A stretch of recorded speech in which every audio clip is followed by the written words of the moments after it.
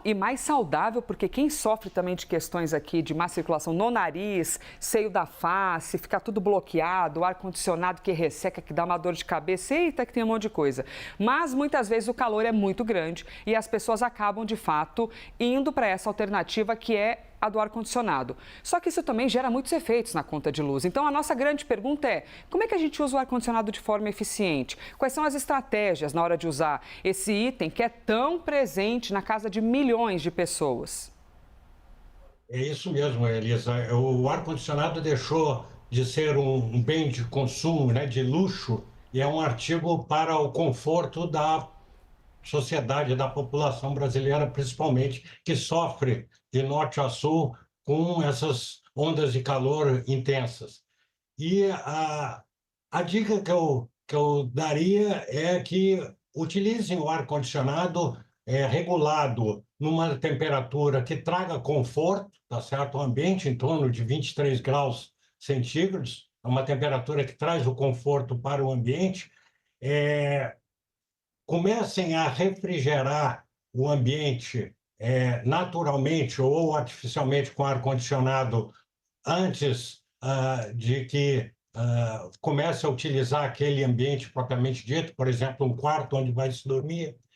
Mantenha o ar-condicionado normalmente isolado, tendo uma boa proteção para não ter incidência solar, para ele não aquecer demasiadamente. Limpe os filtros do ar-condicionado regularmente, porque isso melhora o desempenho do ar-condicionado e, principalmente, isso em relação ao uso. Utilizem equipamentos mais eficientes, com o selo Procel de eficiência energética.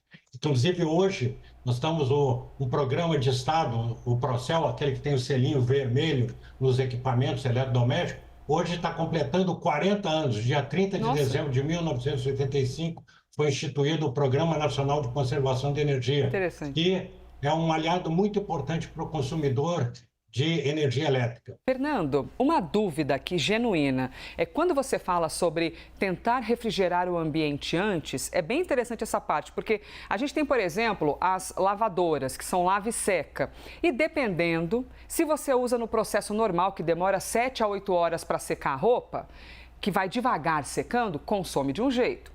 Mas se você acelera, não, eu preciso que em 1 hora esteja seco, meu Deus, ela consome muito mais energia.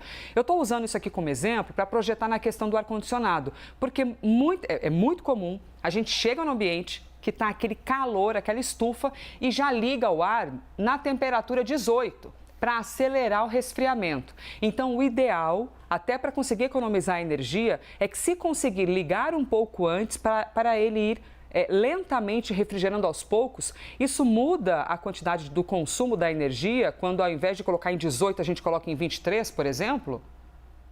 Com certeza, porque falando assim tecnicamente, mas numa linguagem fácil de entendimento popular, o consumo de energia é a potência no tempo. Se eu ponho maior potência para produzir uma refrigeração mais forte por um curto espaço de tempo, é óbvio que a energia consumida naquele tempo vai ser muito maior. Se eu de alguma maneira espaço esse consumo, colocando menor potência para o compressor, que é que atua no ar-condicionado, por mais que ele seja eficiente, eu estou fazendo ele trabalhar num período mais curto de tempo para produzir mais frio. Então, você está corretíssima na sua observação.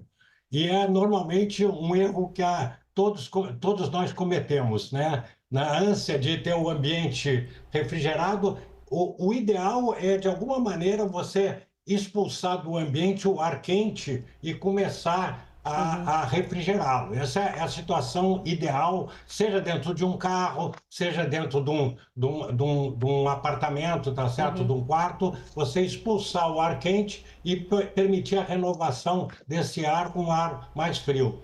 Pois E é, porque você pode combinar também a utilização, dado que está refrigerado, que tem um consumo menor, você utilizar ventiladores de teto ou algum, porque ele faz circular e o ar já vai estar mais frio. É uma maneira de você reduzir seu consumo e interessante. permanecendo com o mesmo nível de conforto naquele ambiente.